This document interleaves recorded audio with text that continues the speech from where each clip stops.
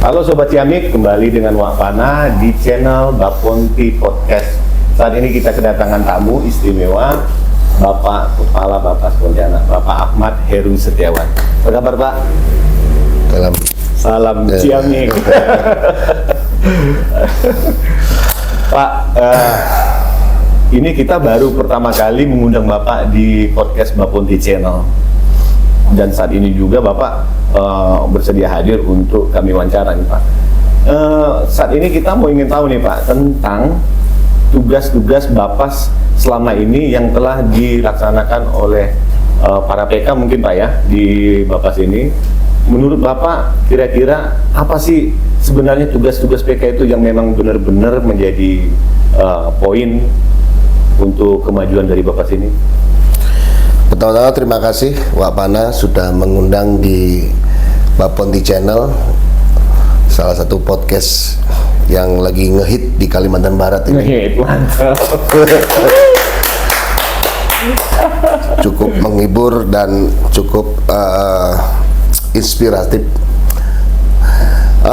Mungkin kalau kita berbicara PK hampir sama semuanya apa yang dialami oleh Bapas-Bapas seluruh Indonesia, bahwasanya PK atau pembimbing kemasyarakatan merupakan garda terdepan dalam rangka pembimbingan klien-klien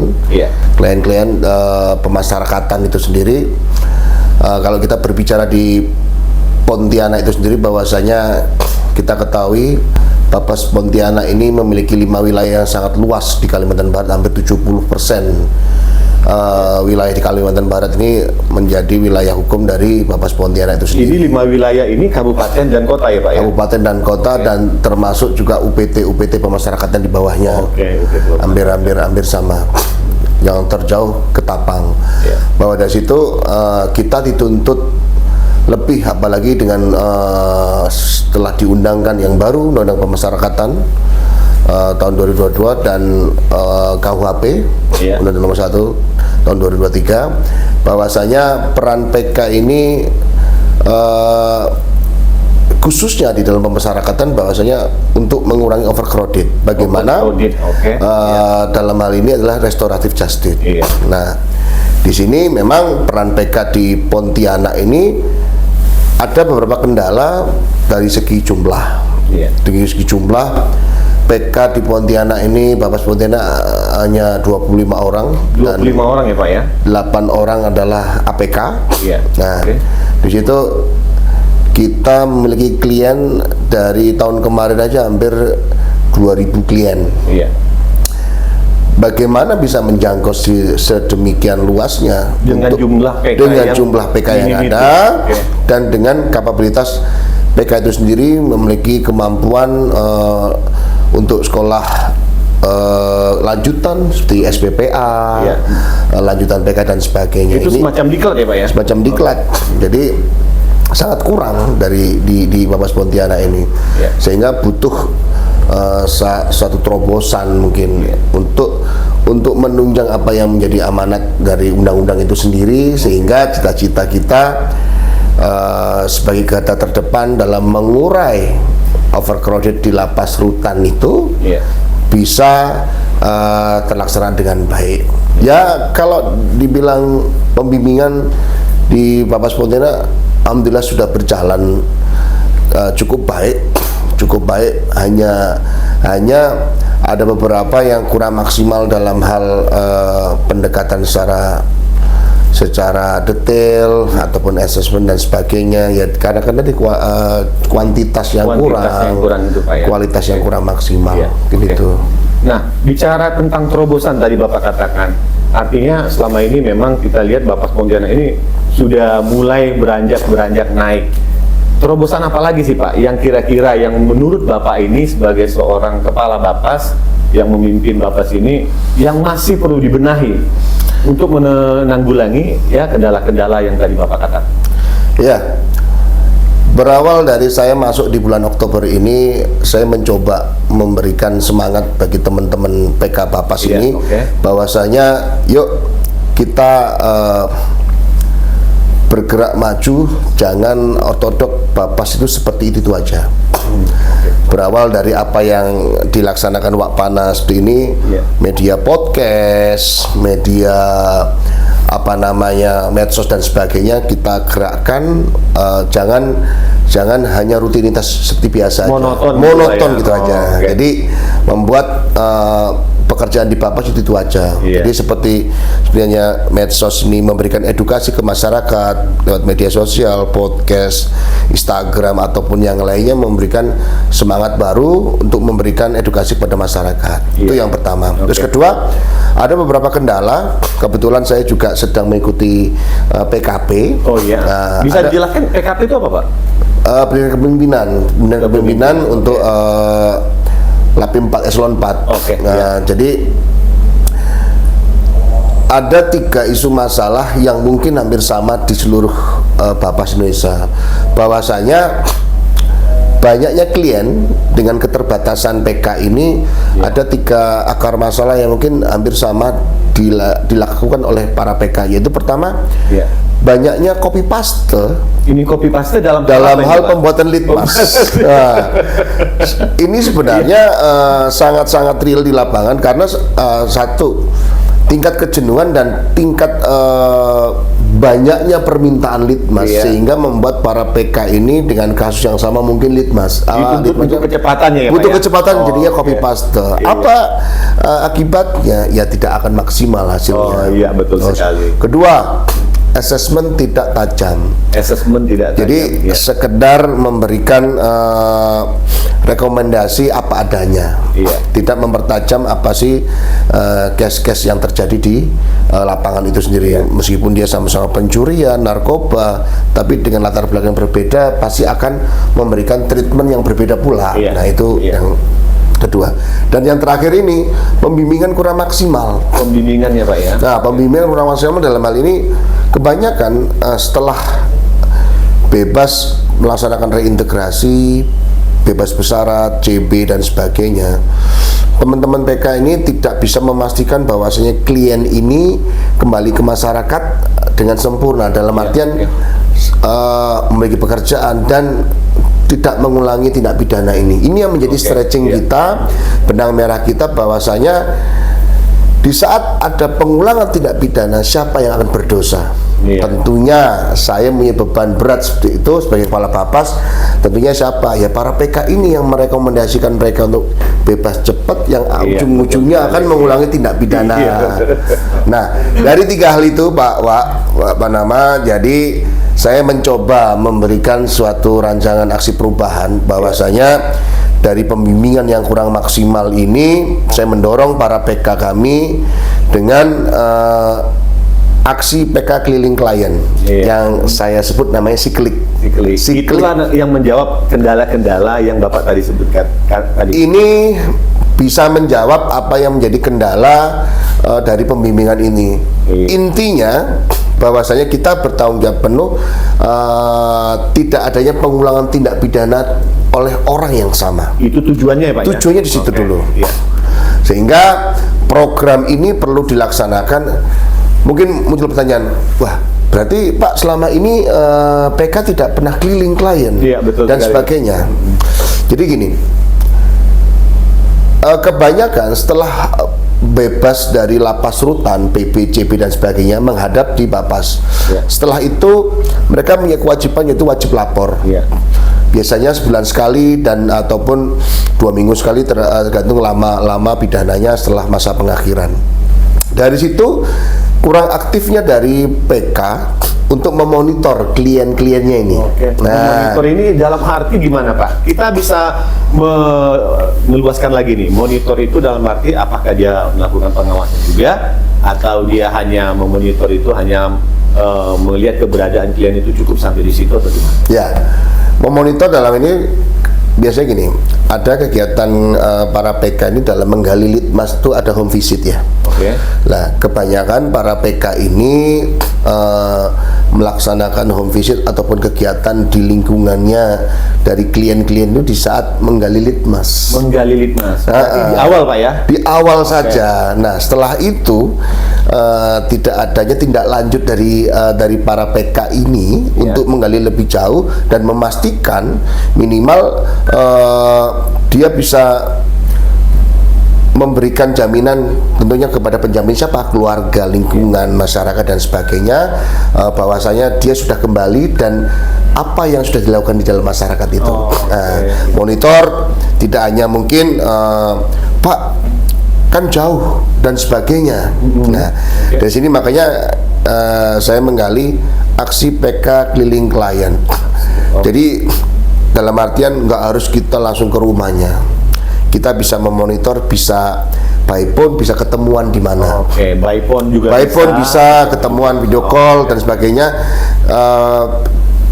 Janjian ketemu di warung makan atau di mana, kerjaan kamu apa sih sekarang ini dan sebagainya, membuat dia merasa nyaman. Dan satu lagi, kita harus terjun juga ke keluarga dan masyarakatnya sehingga kita memberikan dorongan, motivasi dan mengurangi stigma.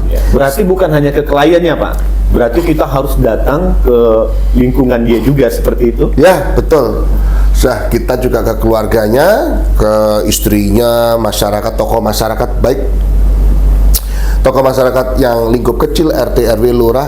Bahkan kemarin saya juga dengan tim meminta dukungan dengan Bapak Wali Kota dan Kepala Dinas Sosial, bahwasanya mereka juga bagian dari masyarakat Pontianak, sehingga ikut bertanggung jawab dalam masyarakat sadar hukum dalam hal ini. Nah, ini sangat-sangat baik, kita menggandeng beberapa stakeholder sehingga peran PK di masyarakat tidak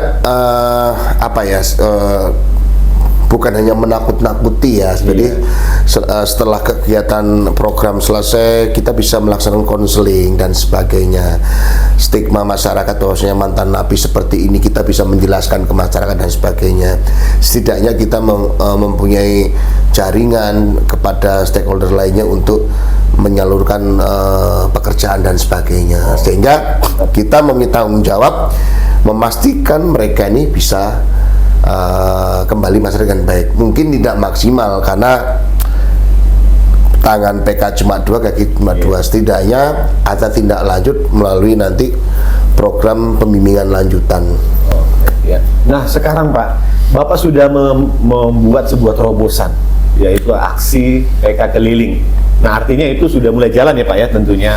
Nah, artinya gini, sebuah aksi terobosan yang Bapak katakan tadi, sejauh mana optimisme Bapak itu untuk program ini? Apakah nanti Bapak akan ada program-program selanjutnya atau mau fokus ke sikli ini dulu? Gini, jadi saya selalu menanamkan kepada teman-teman tim Baponti ini, Baponti ini, bahwasanya kita harus selalu menikmati setiap pekerjaan yang ada. Menikmati setiap pekerjaan. Jadi mencintai Pak ya. Mencintai, jangan menjadikan beban. Jadi optimis misalnya, maksudnya gini. Pertama bebannya gini.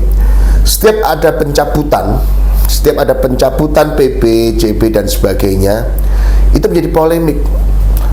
Bukan suatu keberhasilan Bapas itu bisa mencabut klien, tapi itu adalah suatu penilaian yang buruk. Bagaimana di saat kita mencabut berarti ada nilai minus bagi PK itu dulunya dalam melaksanakan pembimbingan dan rekomendasi sehingga dia bisa bebas bersyarat. Artinya kalau boleh saya ini Pak bertanya, mungkin apakah pencabutan, semakin banyak pencabutan itu dianggap gagal atau semakin minim pencabutan dianggap berhasil? Nah, gimana, Pak? Ini sebenarnya ada dua sisi yang ini. Sebagai kita juga salah satu penegak hukum mungkin di akhir, bahwasanya mungkin pencabutan suatu bentuk power kita, bahwasanya bebas bersyarat itu ada aturan mainnya. Kita bisa mencabut, sehingga kamu bisa masuk lagi ataupun bisa di ini kan. Awalnya itu kebanggaan. Namun kalau kita resapi lagi, kita kembali lebih dalam lagi, bahwasanya kalau kita mengaca bahwasanya itu adalah prestasi buruk juga bagi Bapas, bahwa saya kenapa bisa mengulangi lagi pencabutan, siapa PK-nya ya. Jadi sehingga jadi bumerang buat kita juga. Bisa dikatakan itu kalau banyak makin mencabut gagal pembimbingannya. Betul sekali, itu yang menjadi semangat kita, bagaimana kita membuktikan kepada masyarakat, bahkan di Direktorat Jenderal Pemasyarakatan, bahwasanya kita yang didorong untuk mengurai overcrowded, jangan sampai menambahi lagi dengan orang mengulangi tindak pidana lagi, mengulangi lagi. Jadi tetap optimis apa yang Wak Pana juga laksanakan di podcast ini. Apakah ini suatu pekerjaan? Jika kita jalani dengan happy, passionnya, semua bisa berjalan. Jadi si Kelik juga mungkin Wak Pana juga sudah memakai rompi dari si Kelik itu. Jadi kita poles dengan Avenger, bagaimana nanti sambil jalan-jalan, ketemu dengan kliennya, jadi prosesnya tidak kaku, Pak. Tidak kaku. Kita hanya apa ya istilahnya, memastikan dan memberikan edukasi ke keluarga dan masyarakat. Kita tahu sendiri beberapa ada daerah di Pontianak ini memang zona merah untuk tindak pidana. Bagaimana kita memberikan penekanan, edukasi, sadar hukum, sehingga apa ya, ada kepuasan tersendiri. Berarti Bapak ini benar-benar optimis, Pak, ya, bahwa program Sikli ini itu pasti akan berjalan dengan sesuai harapan. Ya, prinsip hidup itu sebenarnya bukan hanya Sikli ini, Pak. Kita melangkah itu harus optimis. Harus optimis. Pak, ini tadi Bapak bicara tentang Sikli, kemudian rompi dan petugas PK yang memakai rompi itu. Nah, ini maksud ada nggak nih Pak artinya? Ini A ini pemirsa, A itu adalah lambang dari Avenger. Mungkin Bapak bisa jelaskan nih Pak, ini A itu tujuannya untuk apa maksudnya? Pertama gini, saya membentuk rompi dulu. Jadi rompi ini sebagai kostum ataupun kostum nantinya di lapangan para Sikli ini terjun ke lapangan. Jadi nantinya para Sikli ini, para PK yang menjadi Sikli ini selama perjalanan di lapangan tanpa memakai baju dinas, kita menghilangkan konsep kedinasan yang membuat masyarakat jadi takut. Jadi kita samarkan menjadi pakai rompi yang homing, rompi yang seperti halnya orang jalan-jalan, bisa buat mancing dan sebagainya. Terus kenapa Avenger? Jadi di tim podcast kita ini, tim efektif kita ini emang punya simbol Avenger. Berjalan rame-rame, satu kekuatan nggak bisa, tapi rame-rame masih bisa. Jadi main kroyok untuk semuanya. Mantap Pak Kawapas. Aduh, seru sekali nih Pak. Jadi gini Pak, kembali ke Sikli. Mungkin tadi Bapak selalu optimis, Bapak katakan bahwa program ini pasti akan berjalan sesuai dengan harapan, kemudian dengan memang kehidupan kita juga harus optimis. Nah, harapan Bapak sendiri nih Pak, tentu Bapak apabila menciptakan sebuah program, tentu Bapak pasti ada tujuan akhir atau harapan Bapak yang besar itu tentang Sikli, itu apa? Jadi harapan terbesar saya saya punya angan-angan nih. Angan-angan, Angan-angan yang cukup besar dan Bapas ini menjadi role model bagi insan pemasyarakatan. Bahwasanya inilah satu-satunya instansi yang bisa membuat bangga pemasyarakatan. Skala Kalimantan Barat atau bahkan secara pemasyarakatan secara nasional, bahkan bisa memberikan kebanggaan buat Kumam. Kenapa saya bilang seperti itu? Dari hasil bimbingan klien ini, kita bisa memberikan bimbingan kemandirian, kepribadian dan sebagainya, membuat orang bisa berdikari, bisa menciptakan UMKM, bisa memberikan. Jadi kalau berhubungan Sikli tadi ya, kita bisa meluas nih, awalnya di Pontianak sampai membawah ke Tapang, memberikan edukasi. Bapas Pontianak dalam hal Sikli dikenal masyarakat lebih luas. Jadi seseorang bisa mengurai permasalahan nggak hanya langsung lapor ke polisi dan sebagainya. Ada keributan anak kecil, pukul-pukulan, utang piutang, masalah keluarga dan sebagainya, nggak harus dengan melapor, bisa konsultasi dengan kami di PK di Papas Pontianak. Jadi di situ kan masalah tidak harus masuk dalam proses peradilan ataupun kepolisian. Kita bisa konsultasi dan sebagainya. Berarti intinya keli itu, petugas kelinya itu bisa diibaratkan juga sebagai penasihat hukum dia, Pak ya? Bisa secara nggak langsung hemat dan membuat. Jadi kita sadari juga kita berada di luar Jawa, di Kalimantan Barat terutamanya. Banyak teman-teman baik masyarakat yang setidaknya pemahaman tentang hukum itu kurang, meskipun itu ada di sekitar kita. Contoh nanti ada kaitannya tentang cita-cita tadi ya. Saya bahas tentang sikli itu dulu. Bahwasanya banyak masyarakat di lingkungan kita ini yang kurang paham, seperti halnya gini, seperti halnya orang merekam pakai handphone. Suami istri yang sedang berantem atau ribut, mungkin bagi mereka itu lelucon, disebarluaskan, dijadikan mungkin guyonan-guyonan di medsos lah itu. Di saat itu viral dan sebagainya, itu akan bisa dilaporkan undang-undang ITE dan sebagainya. Nah, hal-hal seperti itu kan bagi masyarakat, itu kan biasa, tapi ada undang-undang yang mengatur.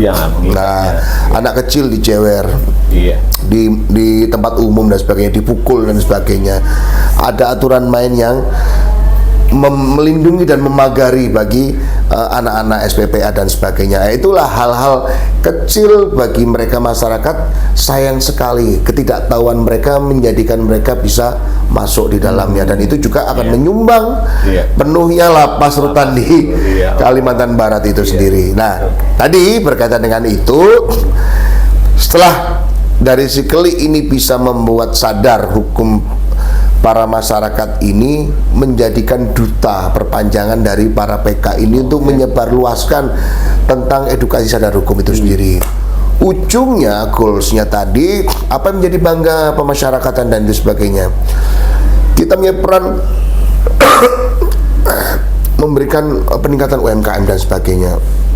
Saya sangat ingin banget tahu Pak Pana bahwasanya ada mie ayam atau bakso atau gorengan itu dari cabang Papas Pontianak. Siapa yang berperan tuh? Para klien-klien tadi. Dengan cabang yang cukup banyak, sangat menjanjikan dan sangat bisa sekali, karena kita punya Gri Abipraya di situ juga memiliki cabang tentang kemandirian itu sendiri. Mau belajar menjahit, bercocok tanam, masak dan sebagainya, itu sangat bisa yang dilakukan oleh klien dibanding dengan mereka-mereka yang masih ada di dalam lapas rutan, masih terbelenggu itu. Untuk memberikan segala kemampuan kekuatannya untuk berkegiatan itu sangat minim dan terbatas oleh tembok. Itu mantap. Pak, tadi Bapak sempat mengatakan bahwa ini akan berdaya guna seluruh elemen masyarakat. Apakah si keli ini memang dia ini sampai ke masyarakat, ke tempat pelosok-pelosok, atau hanya sebatas yang dekat-dekat kota saja, atau semuanya disasar? Gini, di saat kita melaksanakan FGD, jadi langkah-langkah si keli kemarin setelah saya memberikan rancangan aksi perubahan, bahwasanya saya akan membahas si keli menjadi program yang akan saya buat di Papas Pontianak ini. Saya membentuk tim efektif dulu. Tim efektif bagian dari teman-teman PK, saya kumpulkan, kita FGD bareng-bareng bagaimana menyusun buku panduan si keli itu. Treatment ada bukunya, Pak ya? Ada bukunya. Ada bukunya, buku saku yang nantinya itu buat panduan para PK yang sudah di TOT. Nah, sudah diberikan pelatihan, diberikan pelatihan bagaimana nanti treatment terhadap klien-klien di masyarakat.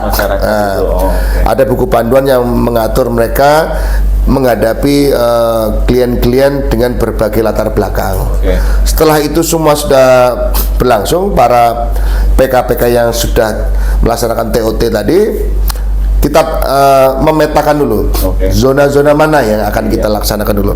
Untuk jangka pendek, mungkin kita ada beberapa tempat yang di wilayah Pontianak dulu, dengan wilayah-wilayah yang mungkin secara kriminalitas banyak melakukan tindak pidana, pengulangan tindak pidana. Nah, ada wilayahnya, Pak? Ada wilayah-wilayahnya. Ada mungkin di wilayah A dan B, namanya. Wilayah A ini dalam setahun terakhir ini menyumbang orang dengan pengulangan tindak pidana 2-3 kali. Yang paling banyak berarti diambil. Ya kali. Apa sih yang menyebabkan dia mengulangi? Oh, ternyata lingkungan dan sebagainya. Sehingga ini menjadi salah satu zona kita dalam memetakan untuk lokus kegiatan Sikeli ini. Nantinya jangka menengahnya ya tadi Pak, semuanya mungkin bisa merata di seluruh ini. Bahkan mungkin klien-klien kita yang sudah mendapatkan bimbingan bisa menjadi duta kita untuk memberikan edukasi ke tempat lain. Luar biasa. Nantinya untuk awalnya tim efektif ini hanya beberapa orang, 9-10 orang Sikeli. Nantinya seluruh PK akan dibekali dengan kemampuan Sikeli ini, dengan buku panduan akan diberikan semuanya, dan semuanya bisa melaksanakan. Seluruh kliennya harus dilaksanakan bimbingan lanjutan sampai finish. Sampai finish. Ada target nggak, Pak? Ya setidaknya apa yang menjadi bimbingan kita, klien kita menjadi orang sukses. Jadi kebanggaan kita bahwasanya dia bertemu kita, Pak masih kenal saya nggak Pak? Dia menjadi pengusaha sukses, menjadi pejabat sukses dan sebagainya. Bagaimana itu hasil dari PK kita yang ya mungkin itu yang sangat bisa kita banggakan. Itu target utama Pak ya? Iya pastilah, jadi orang sukses, jadi orang ini menjadi bekal pahala juga mungkin ya. Tidak ada kepuasan yang mungkin apa targetnya, semua saja hukum, kita tidak bisa memastikan ya. Setidaknya ada beberapa klien kita menjadi influencer ataupun jadi orang sukses yang bisa mengajak teman-teman ex warga binaan menjadi orang yang berguna nanti. Orang yang berguna, luar biasa. Oke Pak, gak apa-apa. Terakhir nih Pak, mungkin masyarakat pemirsa Bapunti Channel ini mau tahu nih Pak tentang gambaran umum klik ataupun Bapak ada yang ingin disampaikan pada pemirsa atau masyarakat khususnya di wilayah Pontianak. Silakan Pak. Ya, teman-teman masyarakat, sahabat Jamik yang sedang menyaksikan bahwasanya Sikeli ini bukan sesuatu yang baru. Ini program aksi PK Keliling Klien hanya mengembangkan ataupun memberikan motivasi, memberikan bimbingan lanjutan bagi klien-klien yang sudah melaksanakan reintegrasi di masyarakat.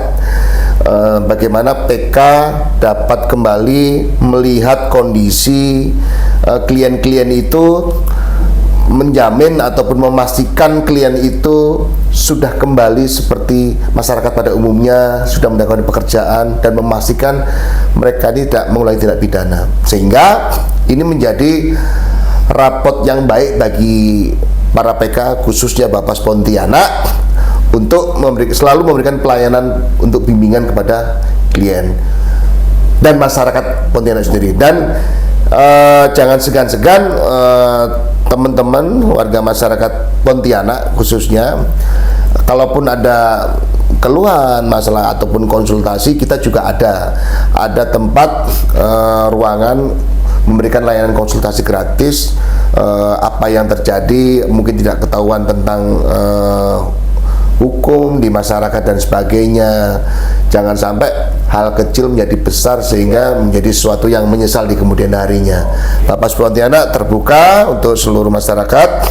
Monggo Sikeli ini menjadi jembatan mendekatkan para PK ke masyarakat, sehingga ya intinya semuanya bisa berjalan dengan baik lah. Mantap sekali, luar biasa. Pak Kabapas, terima kasih sudah hadir di Bapunti Channel. Lain kali kita undang, boleh Pak ya? Sip. Mantap sekali, luar biasa Pak. Sampai ketemu kembali. Oke Sobat Ciamik, tadi sudah kita ngobrol bareng dengan Bapak Kabapas kelas 2 Pontianak yang mempunyai aksi program yaitu Sikeli, yang dimana tugas Sikeli ini memang sangat-sangat mulia sekali dan memberdayakan manusia seperti biasanya atau selayaknya. Kita akan kembali lagi di lain kesempatan dengan bintang tamu yang berbeda. Sampai jumpa. Salam Ciamik.